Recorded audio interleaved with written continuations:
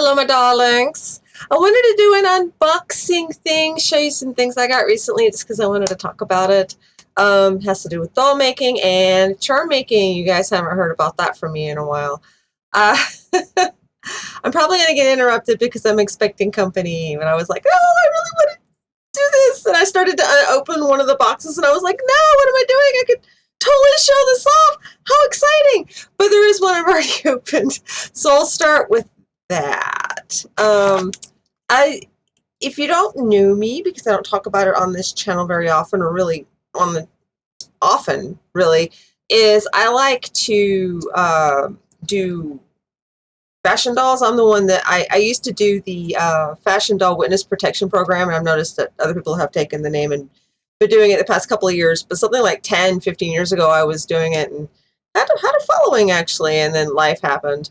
And sometimes I still do it, but sometimes I like to make dolls like fresh because it's my very slow aspiration that someday I will get to doll doctoring, which I'm currently looking for a couple of patients that I can poke at and start learning with. And so I ordered a nude doll body because I have a doll that I'm working on, and when I was going through my stuff from 10, 15 years ago, I found some old Volks doll heads that I had bought that have no bodies, and I thought I'll just order them a body. So I ordered this doll body, and here she is. Get ready. She's a lot bigger than I expected. Yes, I did read the measurements. I want you to see. Look at these legs. Oh my gosh. These are some disproportionate crazy legs with these little itty bitty feet. Sounds like my company just arrived. So, wow. I don't know what I'm going to do with it yet because it's bigger than I expected. So we will carry on, I guess, and I'll figure it out. But wow. One more look. Crazy legs. And then because they're hard to find and I really loved them when they were out, I found somebody selling one of these. So here is a bag, and I'm pretty sure, and I've already opened it, so I know that's it. But here's my bag. Here she comes. It's a Star Darling. At least I hope it's a Star Darling and not a knockoff. The seller looked like they were an individual person, and they had, you know, I try to buy from individual people first before I go to companies. But I love the Star Darlings, and I was able to get a couple when they were on clearance.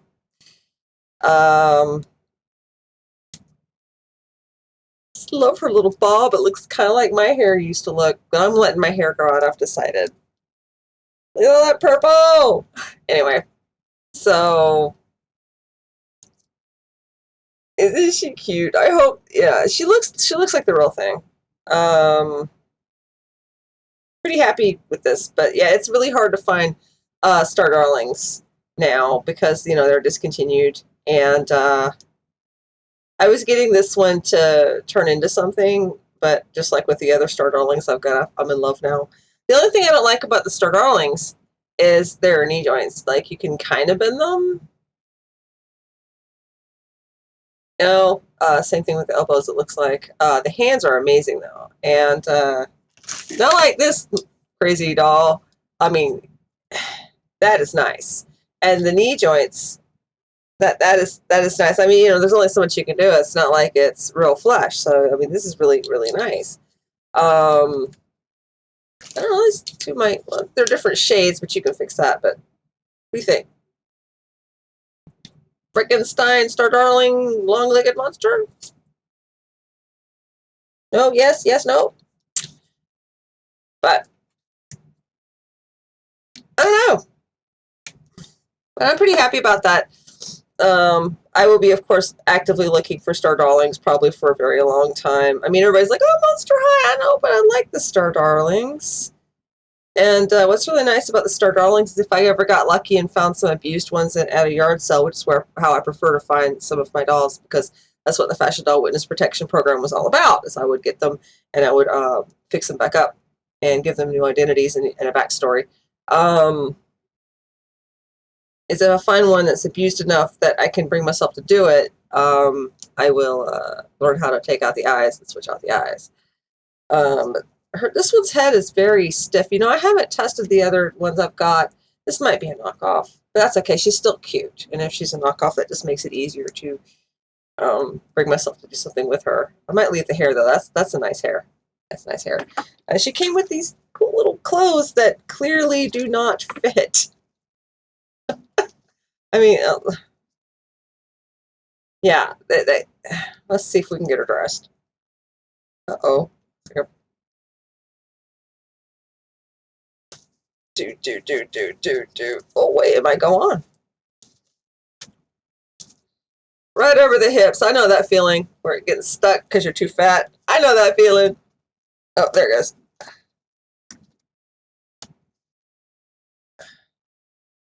That looks really awkward. Yeah, I'm pretty sure this is a knockoff. That's okay. I forgive it. I don't know about the people that sold it. I mean, that's intellectual theft. But I forgive the doll. Come on, let's get this shirt on.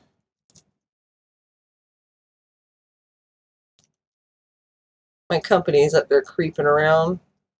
I guess because she hears me talking and she doesn't want to interrupt, which is incredibly polite of her.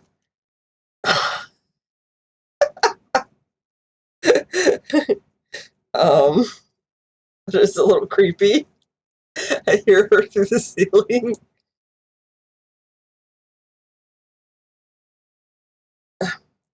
It does not want to fit. Yeah. I have a huge bag of doll clothes where I collect clothes from where I rescue them and they'll be wearing clothes or whatever. And so, I mean, I'm sure I can find something. But this doesn't... Yeah, this is just a little bit too small. The shirt is just a fraction. Like, it's enough to be a problem. But not enough to, like, you don't notice it right off. There it goes. Yeah, this is definitely a knockoff, or at least cheaply made. I mean...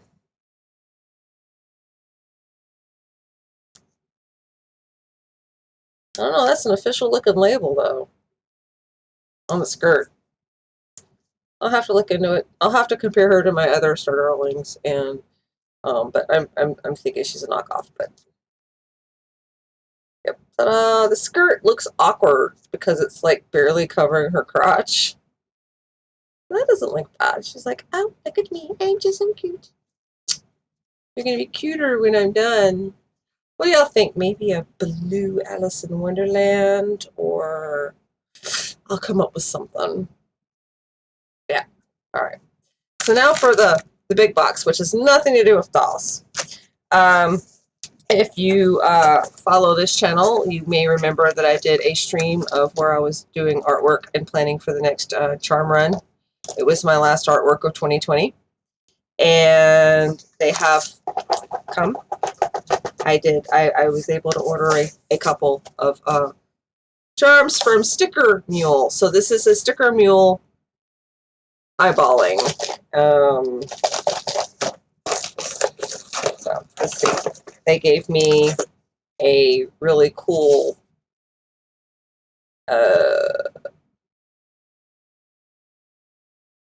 coaster. That's a coaster. That's cool.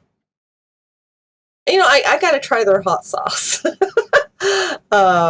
know, yeah, I gotta try their hot sauce. There's that. Oh, they gave me one of their die cut stick. Oh, isn't that cute? He's a little mule. Oh my god, he's so cute. And if I could just find my sticker book, because I collect stickers. This is really nice quality. This is really nice quality. And it looks like it was cut by the same kind of machine I keep at home. But the print quality is higher than mine. Remove protective film. Each piece includes a protective film to prevent scratching. And another sticker. Stickermule. Okay, here we go. I think I ordered like 10. What I really like about this, what I liked about this is that they let me do a really low order of pins, actually. Lapel pins. I know it's lapel pins. A lot of the other places, and one place I prefer to work with because their quality is amazing, and it's this mom and daughter team. They have minimums of really high, and I usually have to somehow scrap together anywhere upwards of $100 to get a small run. And with Stickermule, I was able to do it much more reasonably. And their idea of a small run is like a fraction of everybody else's idea of a small run. Let's put it that way. So the mermaid art that I guess I'll link it below. Here it is now as a label pen. And then we'll start examining their quality. First, I'm going to show it off. If the camera can focus, because as we know, I have a cheap, crappy little camera. Clean up. While I'm at it, this is my next design, but it's going to be a t-shirt design because I have a t-shirt line that I have named Apparently. You can find it through my Etsy shop or my store. There's a couple of pieces on my store website because what it is I have this t-shirt for my comic Akashic. But anyway, so this is what I'm working on for the next t-shirt. So, but anyway. Okay, so I guess I'll just look at it and review it because this is taking too long. Okay, so there is indeed a protective film in front of the front. In fact, I think you can see the ripples from it. So I'll go ahead and remove that. Now the other places are like dip it in water and soak it for a second and let it do. But this has a metal back, little metal backing. So I wouldn't want to do that because I wouldn't want to encourage it to rust to start with. And besides, I've always managed to get the film off of them without having to soak. Looks like this is a different type of film that other places have done anyway. So there it goes. It's coming right off. Nice and shiny because it is indeed acrylic with printing on the back. I was a little concerned when I first started pulling it out because it looked like the color was washed out. But the color looks pretty dark. It doesn't look true to what my monitor gave me. The mermaid artwork that I posted, that I posted the painting where I was painting it on a live stream, was more purple than this. This has got very blue. I'm guessing it's because the RGB and the CMYK didn't translate over. It still looks good. I can just see the difference. So the printing is pretty decent. I mean, it looks good. Blues and reds do have a tendency to distort a little bit when transferring over. The only way that I can know for a fact if this is the printer's fault or not is if in the future I contact them ahead of time and say and have it converted to our CMYK before I send them the file and let them know that's what I'm sending them, so that I can see if the colors will run true. It's got a rubber. This is the button on the back.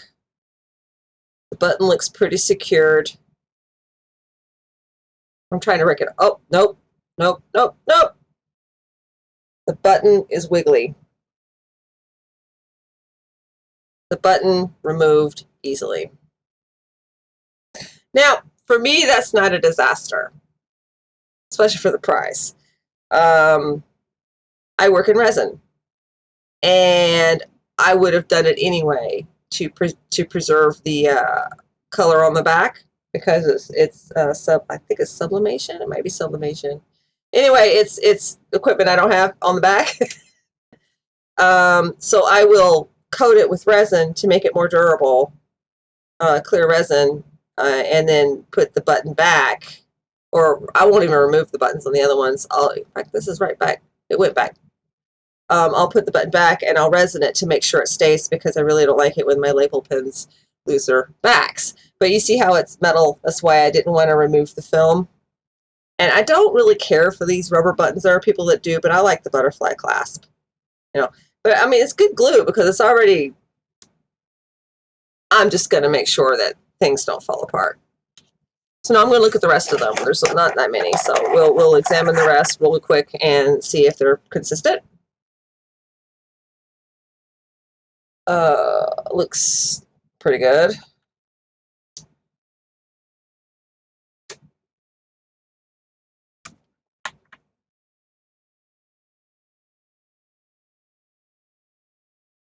So far, so good.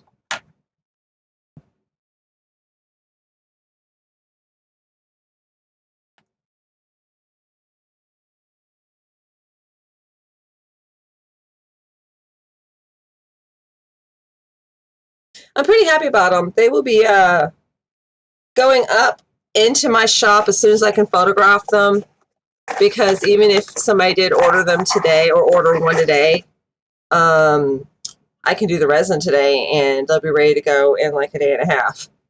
So they will be up in my shop before the end of the day, better photographed than this crappy camera can do. Yeah, the edge is a little hinky around her hand here. Not a whole lot. I can even feel it. It's a little rough. Something probably happened, and it's very tiny, and I can feel it, so I caught it, and because I mean, feel this the original. No, it's probably just, well, you know what? I'll bet it's my fault because the way I do edges, it would have, if you can't see it, but there's really tiny detail. They're not detailed like real hands, but there's little things, fingers, and it's probably my fault. I will have to watch that in the future. Oh, that one looks good. No, you can't see it, but there you go. And this one, not so much. This one,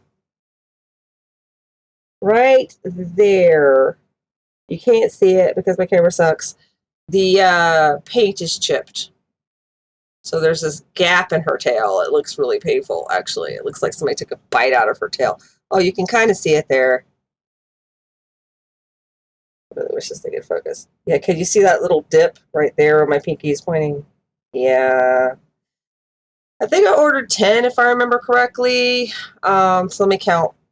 Dokładnie szły Paul Potolski Śląsk Okay, so that's 10, and one had a floss. So this is my first time dealing with Stickermule. I do like the quality of their stickers that they presented.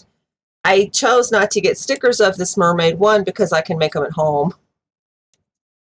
And I've never really had a lot of success making stickers to sell. I like to have stickers on my table at conventions for free for people to have because I like to give things away for free. It makes me happy.